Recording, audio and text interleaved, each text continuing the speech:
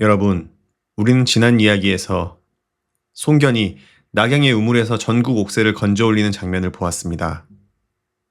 송견은 옥새를 품에 숨기고 남쪽으로 말을 몰았습니다. 그러나 원소의 밀서를 받은 형주의 유표가 송견의 귀로를 막았습니다. 송견은 물러서지 않았습니다. 그것이 손견이라는 사람이었습니다.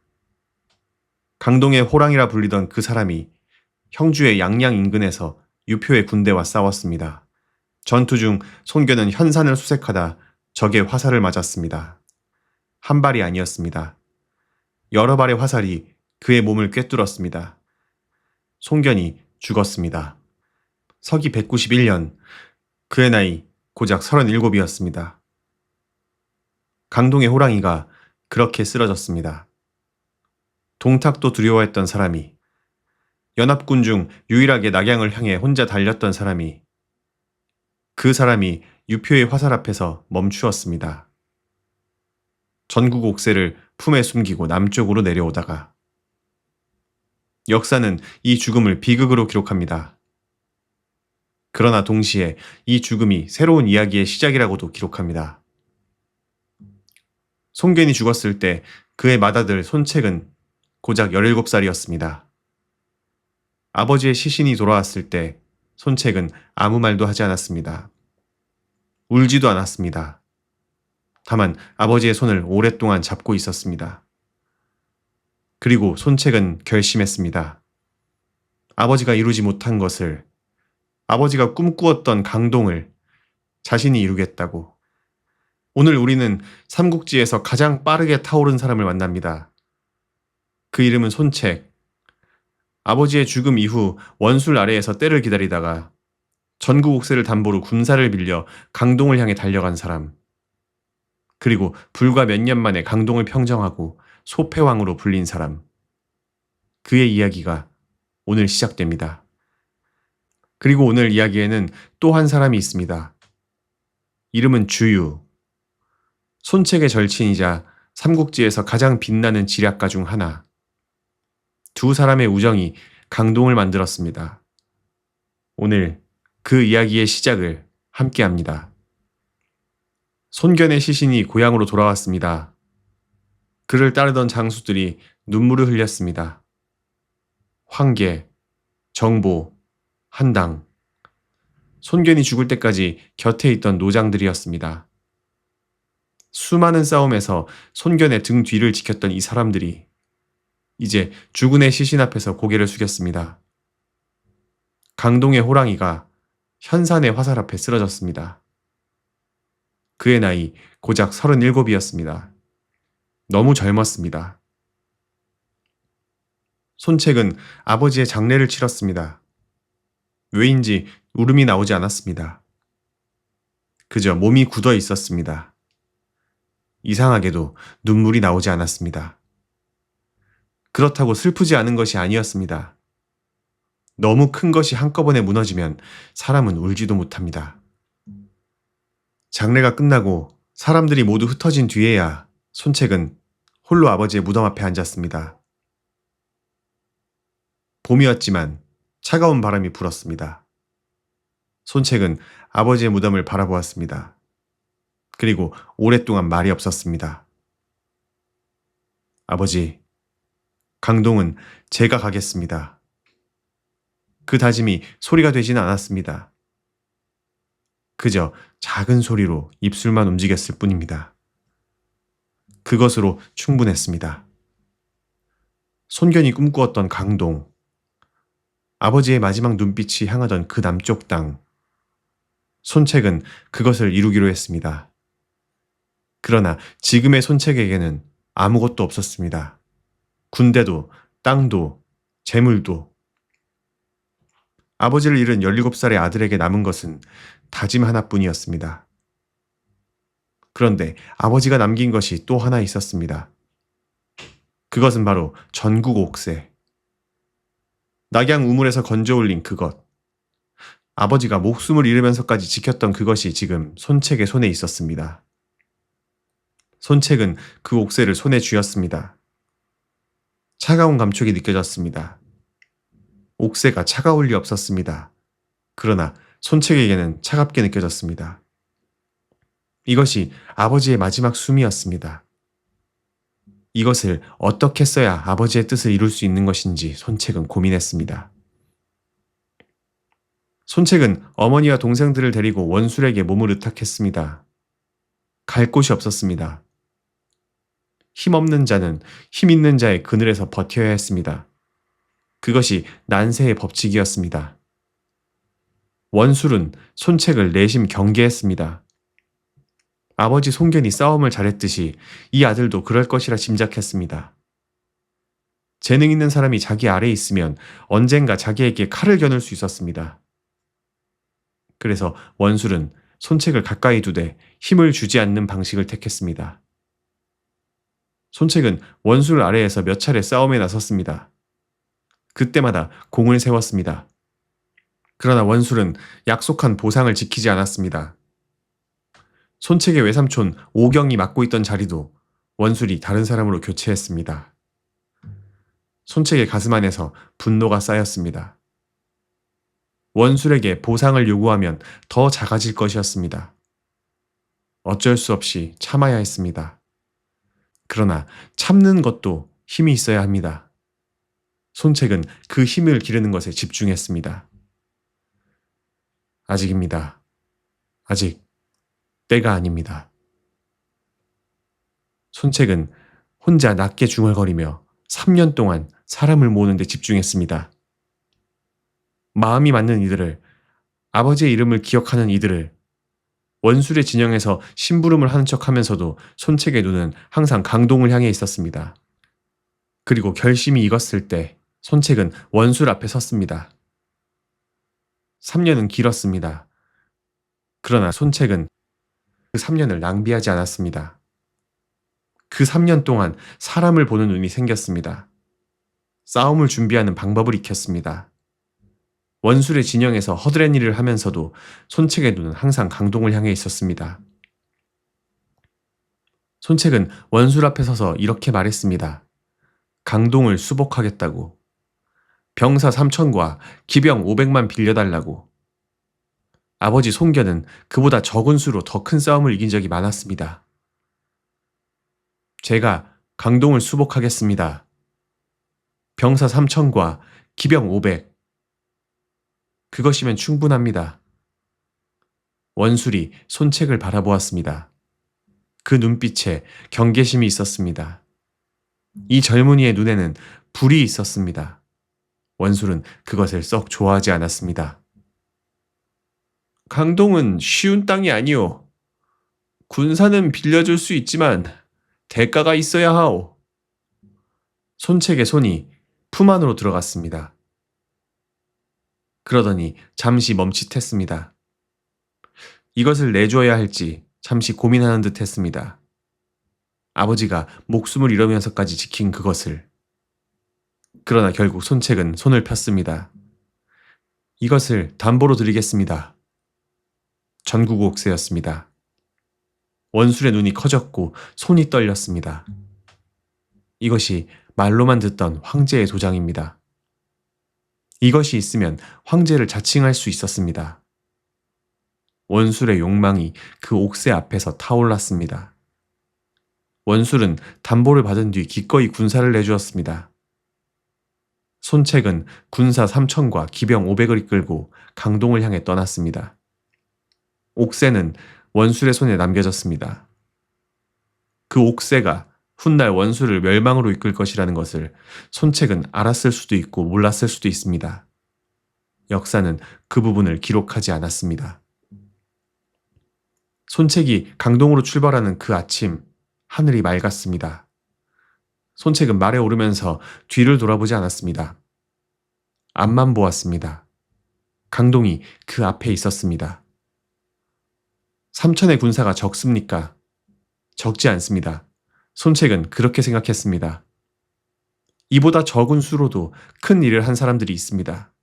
자신의 아버지 손견이 그랬습니다. 자신도 그렇게 할 생각이었습니다. 손책이 출진 준비를 하고 있을 때 한 사람이 찾아왔습니다. 주유였습니다. 자는 공근, 손책과 같은 나이, 어릴 때부터 절친이었습니다. 손견이 살아있을 때부터 두 사람은 함께 자랐습니다. 책도 함께 읽고 칼도 함께 쥐고 그 주유가 군량과 병사를 이끌고 스스로 찾아왔습니다. 손책이 부른 것도 아니었습니다.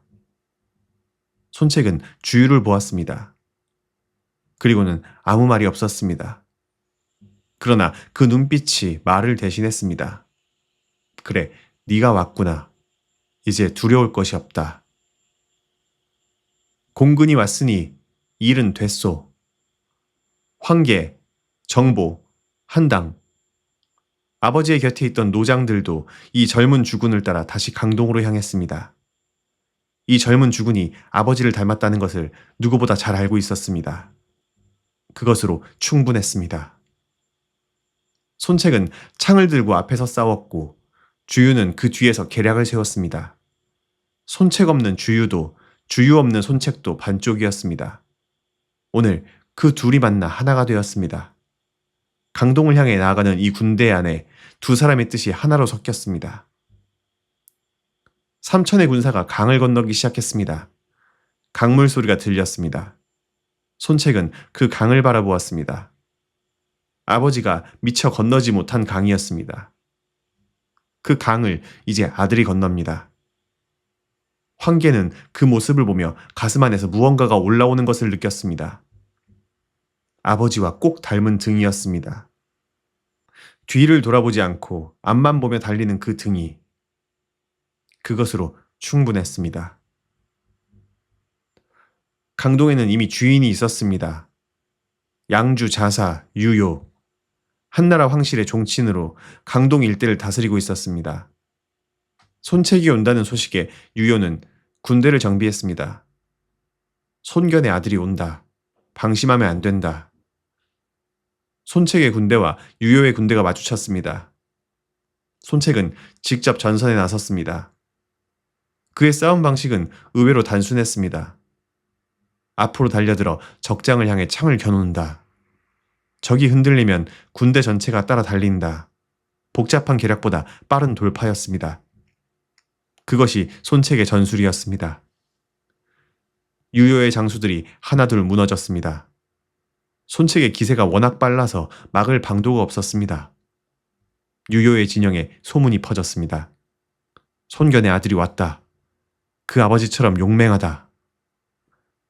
유요는 수비를 굳히고 시간을 끌려 했습니다. 원정군인 손책의 군량이 오래 버티지 못할 것이라는 계산이었습니다. 그러나 그 계산이 맞지 않았습니다. 손책의 진격이 너무 빨라서 시간을 끌 여유가 없었습니다. 그러나 유요에게 한 가지 희망이 있었습니다.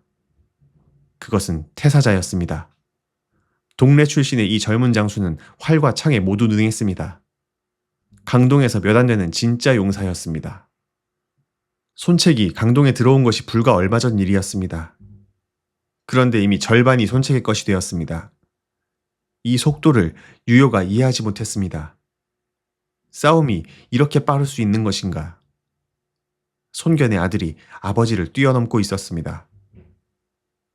태사자는 소수의 병사만 이끌고 직접 손책에게 도전하기로 했습니다. 정면 승부였습니다. 대군이 아니라 장수 대 장수의 싸움, 그것이 태사자의 방식이었습니다. 태사자는 소수의 병사만 이끌고 손책의 진영에 도전했습니다. 손책도 소수만 이끌고 나왔습니다. 그 두 사람이 들판에서 마주쳤습니다. 두 사람이 서로를 바라보았습니다. 잠시 말이 없었습니다. 적이지만 상대방이 어떤 사람인지 느껴지는 순간이 있습니다. 두 사람이 같은 생각을 했습니다. 이 사람은 결코 만만하지 않다. 둘이 싸움을 시작한 지 50합이 넘었습니다. 창이 부딪히는 소리가 들판을 계속해서 울렸습니다. 주변의 병사들이 숨을 죽이고 바라보았습니다. 어느 편 병사도 감히 끼어들지 못했습니다. 손책이 태사자의 단극을 빼앗으려 손을 뻗었습니다. 태사자도 손책의 투구를 잡아챘습니다. 그렇게 두 사람이 뒤엉켰습니다. 그리고는 말에서 함께 굴러떨어졌습니다. 그 뒤에 땅 위에서도 싸움이 계속되었습니다. 두 사람의 몸이 땅 위를 구르며 서로를 제압하려 했습니다.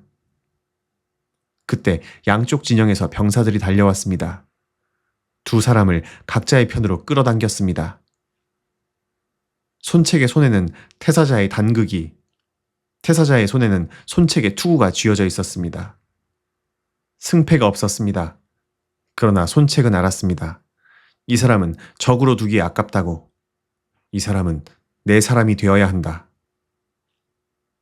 유효가 달아난 뒤 손책은 사람을 보내 태사자에게 전했습니다. 강동에서 함께하자고. 태사자는 처음에는 대답하지 않았습니다. 그러나 유효가 이미 떠난 자리에서 혼자 남겨진 태사자는 결국 손책을 찾아왔습니다. 손책은 태사자를 맞이했습니다. 일기토에서 싸웠던 두 사람이 같은 편이 되는 그 순간이었습니다. 그것이 손책이 사람을 얻는 방식이었습니다. 싸워서 이기는 것보다 싸우고 나서 마음을 얻는 것. 손책의 기세는 여기서 멈추지 않았습니다. 유효는 버티지 못하고 남쪽으로 달아났습니다. 강동의 성들이 하나씩 손책에게 문을 열었습니다. 저항하는 자는 결국 쓰러졌고 스스로 문을 여는 자는 예우를 받았습니다. 손책은 빨랐습니다. 불과 하루 만에 여러 성을 점령하기도 했습니다. 그러나 그 빠른 속도 속에서도 손책은 백성들을 함부로 다루지 않았습니다. 우선 약탈을 금지했습니다. 그리고 항복하는 자는 받아들였습니다.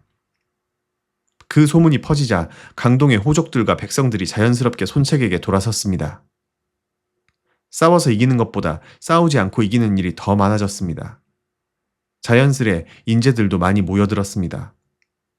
장소, 장괭, 강동의 현자들이 손책의 막사를 찾아왔습니다. 손책은 이 사람들을 예우했습니다. 학식이 있는 자들을 귀하게 여겼습니다. 그것이 아버지 송견과의 차이였습니다. 송견은 칼을 쓸 줄 아는 사람을 원했습니다. 그러나 손책은 칼도 붓도 모두 필요하다는 것을 알았습니다. 강동 일대가 손책의 것이 되었습니다. 오군, 회계, 단양.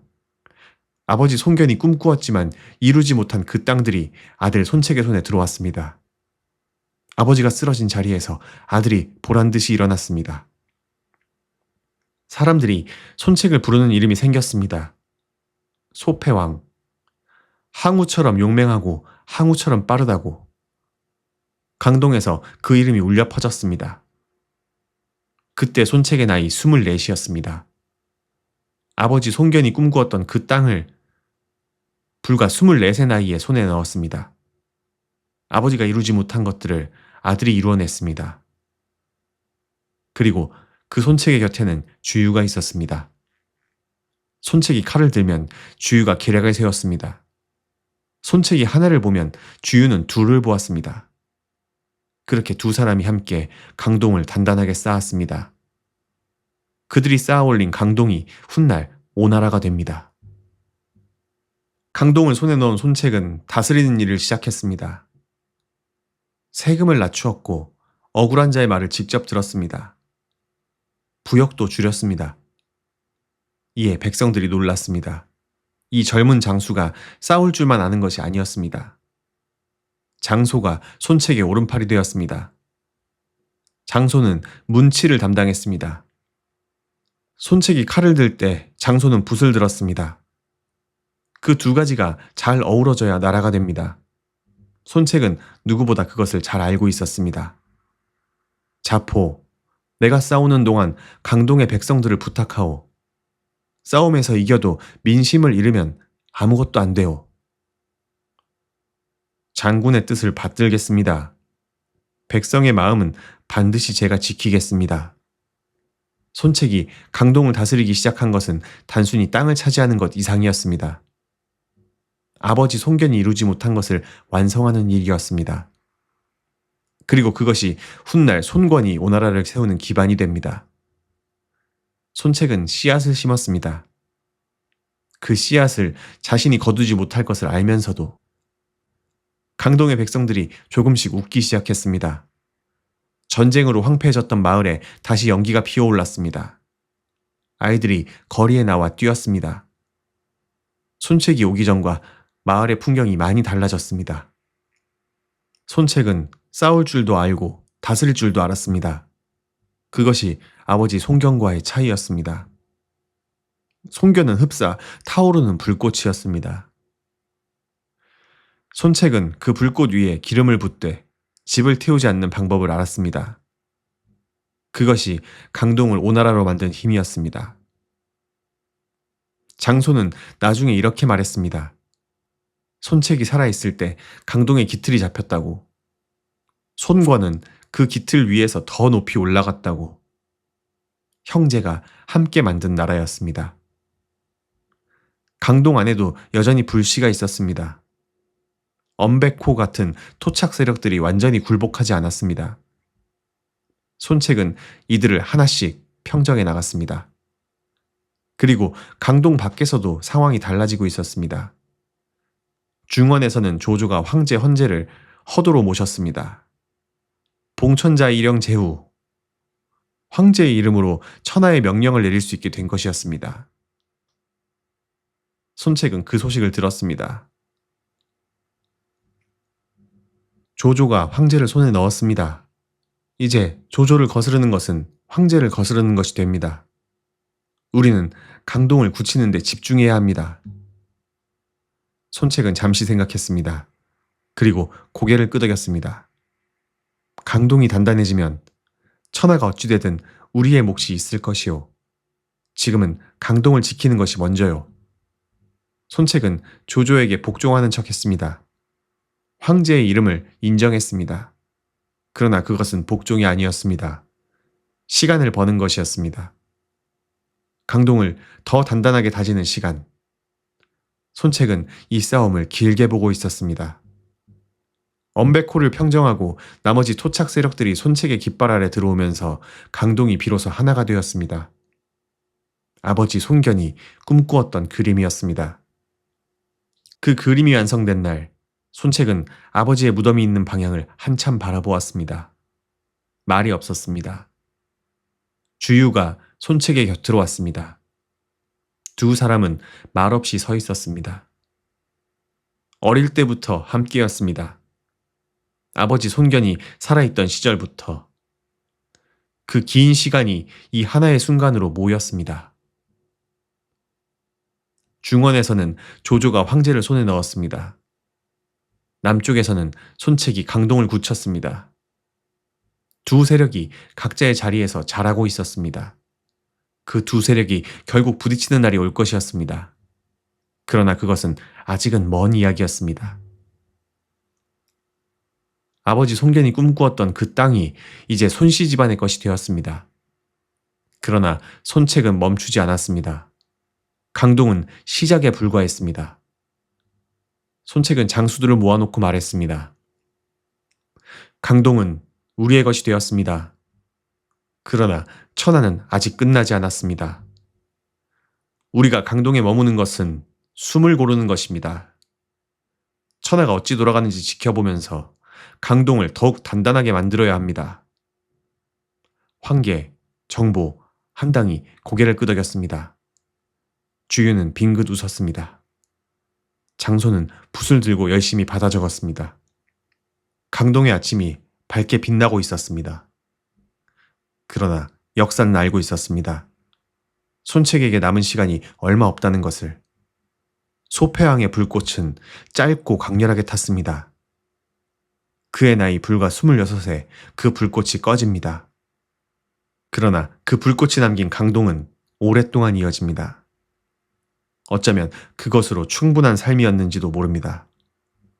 삼국지는 세 나라의 이야기입니다. 위, 촉, 오. 오늘 그중 하나의 씨앗이 심어졌습니다. 조조가 중원을 굳히고 있을 때 손책이 강동을 굳혔습니다. 그리고 서주에서는 유비가 서주목의 자리에 앉아 자신의 씨앗을 어디에 심을지 생각하고 있었습니다. 새 씨앗이 각자의 땅에서 자라고 있었습니다. 손책은 강동의 아침 강바람을 맞으며 생각했습니다. 아버지의 다음이 있다면 자신이 되어야 한다고. 그리고 자신의 다음이 있다면 동생 손권이 될 것이라고. 그 생각이 막연하게 스쳤습니다. 그의 나이는 아직 24이었습니다. 그리고 강동 밖에서는 여전히 천하가 요동치고 있었습니다. 서주에서는 유비가 여포를 손님으로 받아들이고 있었습니다. 그 손님이 언제 칼을 들지 유비는 아직 모르고 있었습니다. 여러분, 오늘 우리는 두 가지 이야기를 보았습니다. 손견의 죽음과 그 아버지의 뜻을 이어받은 손책의 출발이었습니다. 손견은 37의 나이에 죽었습니다. 강동의 호랑이가 현산의 화살 앞에 쓰러졌습니다. 그리고 그의 아들 손책이 그 뒤를 이었습니다. 아버지가 이루지 못한 것을 아들이 이루었습니다. 역사는 이것을 아름답게 기록합니다. 그러나 동시에 슬프게도 기록합니다. 왜냐하면 손책도 26의 젊은 나이에 세상을 떠나기 때문입니다. 손책의 이야기는 생각보다 짧습니다. 강동을 평정하는 데 몇 년이 걸렸고 그 뒤 얼마 지나지 않아 자객의 습격을 받고 상처를 입어 세상을 떠납니다. 그러나 그가 남긴 것은 길게 이어집니다. 손책이 세운 강동이 훗날 오나라가 됩니다. 삼국지의 삼국 중 하나입니다. 손책이 죽은 뒤 강동을 이어받은 사람은 그의 동생 손권이었습니다. 손권은 형이 세운 강동에서 더 오래, 더 신중하게 살면서 강동을 삼국 중 하나로 키워냅니다. 형 손책이 씨앗을 심었고 동생 손권이 그것을 결국 거두었습니다. 두 형제가 함께 오나라를 만든 것이었습니다. 손책의 친구 주유도 기억해 두십시오. 손책이 죽은 뒤에도 주유는 강동에 남습니다.